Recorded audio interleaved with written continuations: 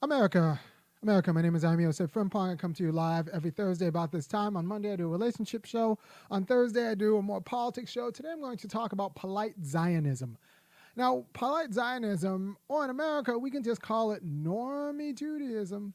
Polite Zionism is the idea that you don't like Bibi Netanyahu because you think he's a bad, bad man who's an authoritative and a fascist, and he should be nicer to the Palestinians, or the Gazans, especially now the Gazans, of often hundreds of people on the West Bank who don't get it much better.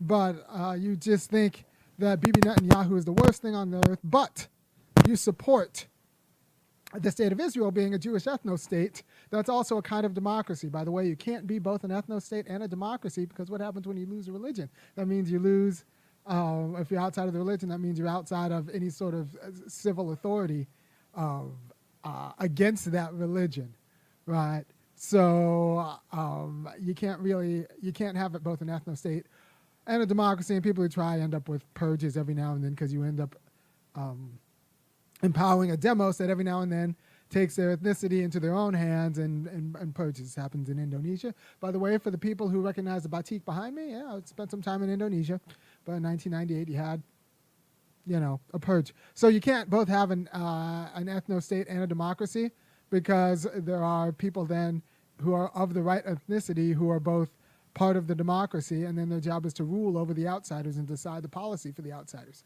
So you have a de facto apartheid state, or a highly qualified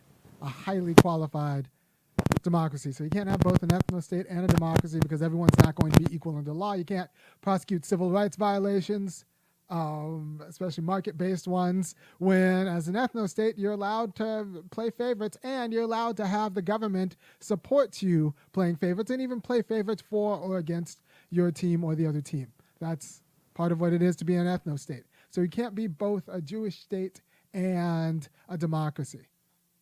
So I think US aid should be tied to secularizing Palestine/Israel, Israel/Palestine, but Joe Biden disagrees with me because he's said something completely different. All right, so Joe Biden, I also would lump into the group of polite Zionists. Don't like Bibi Netanyahu, have huge reservations. They don't like his judicial overhaul. They don't like the way he's prosecuting this war in Gaza, but they still think Israel should have a state, should be a state for the Jews. And they'll give reasons like, well, we need a place where we'll definitely feel safe. Well, let's be honest now. The last massacre didn't happen on the main line of outside of Philadelphia, right? The massacre happened outside of a concentration camp in Israel. So if Israel's a nation where you have to feel safe, there's a lot of killing you have to do over there in order for you to feel safe, right? So I think that's a little bit of a line that we tell ourselves. I might do a video on how I tie that to like the white flight safetyism. It's often the same people who are making the same arguments. So if you don't need you're not any safer in Israel than you are in Oregon. You just want a Jewish state, which, is what it is, but let's not call it something that it's not. So polite Zionism is the notion that the problem is Bibi Netanyahu. And before that, it was Ariel Sharon. And with the first intifada, the other intifadas, it was Yitzhak Rabin. The problem is these bad guys. But what happens when you get a soft person in there is that the Palestinians want their land back, and they then use all their resources to try to get it. So then you have to elect a bad guy because you want an ethno-state. Ethno-states take bad guys. And this reminds me of the scene from A Few Good Men that I'm going to play right now, where Colonel Jessup is charged with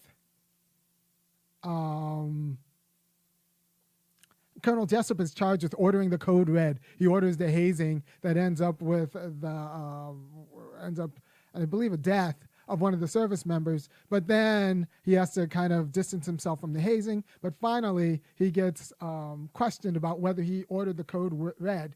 And this is the speech he gave. Hope I do this right.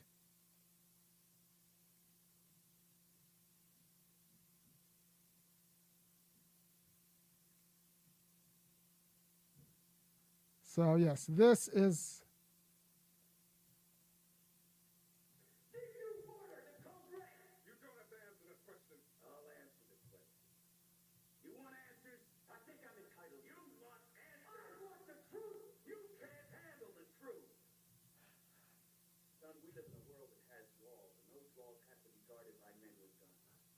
So this isn't working. I will, let me hit the opening and I'll figure this out.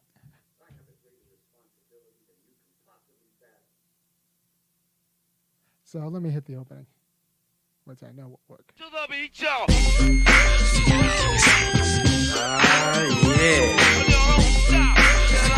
Sound good to me. Never change the ways for the world or the government. If I was the president, then I would state facts. You leave it up to me, I'll paint the White House black and I'm featuring your front.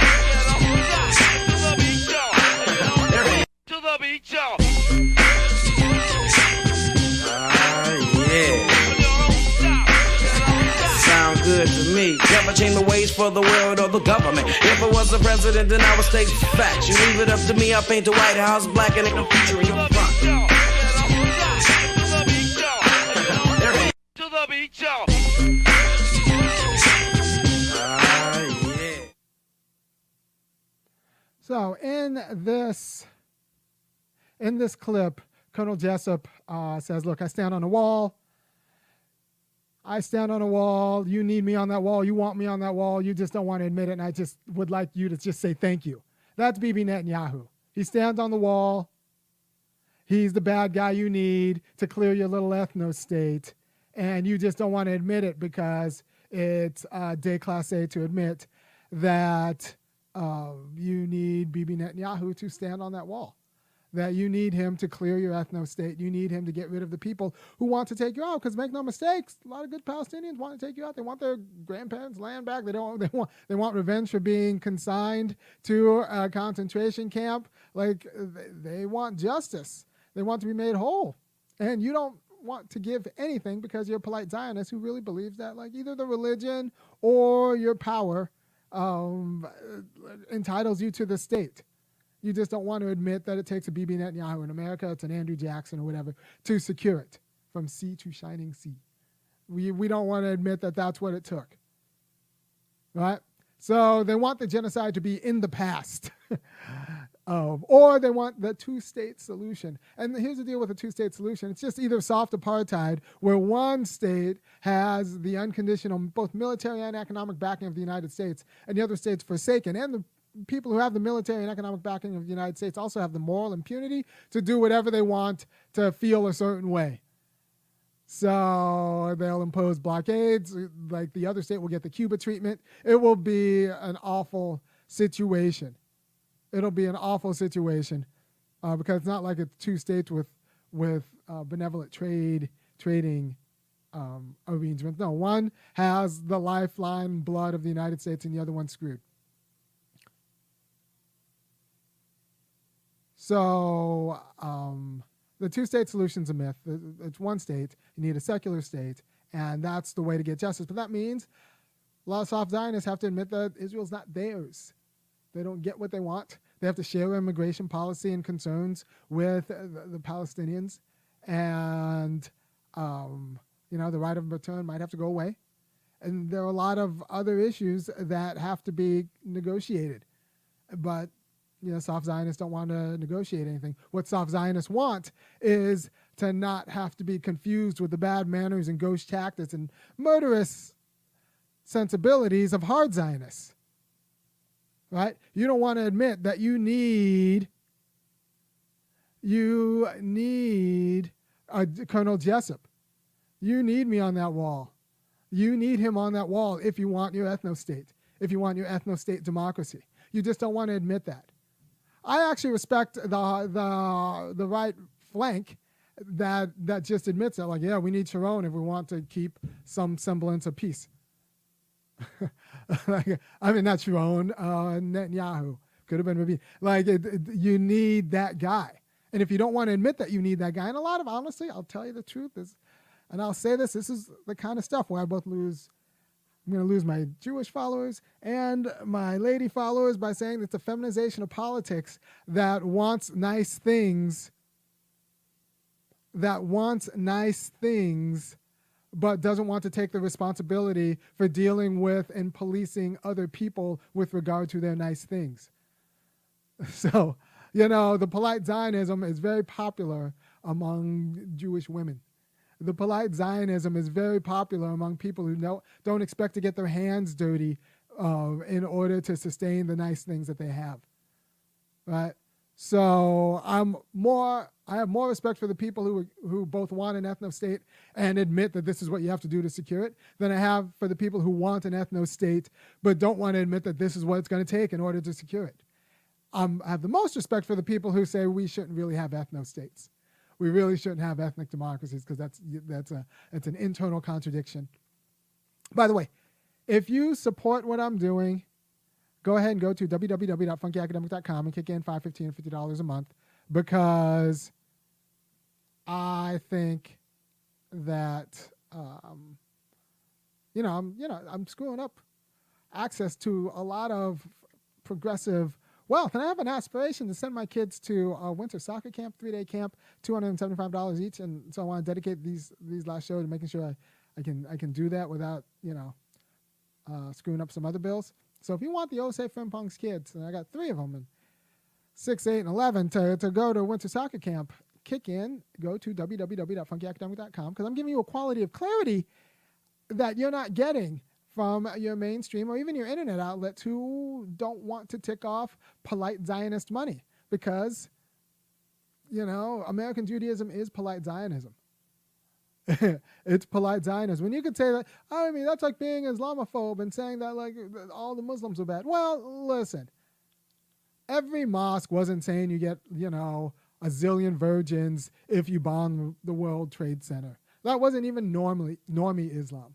That wasn't normie Muslim. That was a few radical, sects preaching that. But U.S. Judaism can exist without Zionism. However, U.S. Judaism right now is Zionist. Like normie conventional synagogues without with very kind of staid people are saying prayers to Israel and saying that the entire community includes the state of Israel, and peace in the state of Israel as a Jewish state is, part of what it is to be a Jew. That's normie U.S. Judaism. It's much more benign. But the problem is peace in the state of Israel, minus the ultra-Orthodox who don't believe in states, right? But the ultra-Orthodox of any religion don't really believe in states, because it's just a diversion from the divine. So normie Judaism in the United States is polite Zionism. Normie Judaism of the United States is polite Zionism. It's the planting flowers for Israel. It's all of that stuff. It's the prayers folded into the service. It's not, we need to genocide the Palestinians. That's impolite Zionism. Polite Zionism is we just want a peaceful state. The thing is, if you want a peaceful state, it's going to remember.